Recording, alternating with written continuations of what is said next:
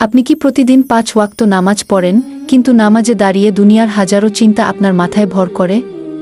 মনকে শত চেষ্টা করেও জায়নামাজে ধরে রাখতে পারছেন না? তাহলে আজকের ভিডিওটি একটু মনোযোগ দিয়ে দেখুন।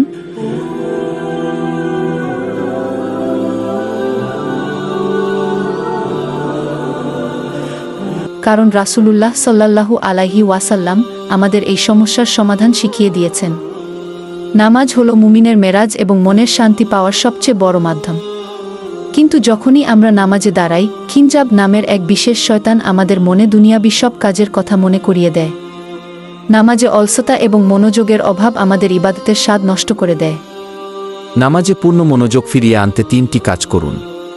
প্রথমত, মনে করুন এটি আপনার জীবনের শেষ নামাজ। দ্বিতীয়ত, আপনি যে সূরা বা তাসবিহ পড়ছেন, মনে মনে সেটার অর্থ বোঝার চেষ্টা করুন। আর নামাজ শুরুর আগে শয়তানের অনিষ্ট থেকে বাঁচতে 3 বার আউযুবিল্লাহ পরে বাম দিকে হালকা থুতু ফেলার মতো ইশারা করুন। আল্লাহ আমাদের সবাইকে খুশুখুজুর সাথে নামাজ আদায়ের তৌফিক দিন। আমিন। এই উপকারী ভিডিওটি শেয়ার করে অন্যকে জানার সুযোগ করে দিন এবং নিয়মিত এমন ইসলামিক ভিডিও পেতে স্বচ্ছ মিডিয়া চ্যানেলটি এখনই সাবস্ক্রাইব করুন।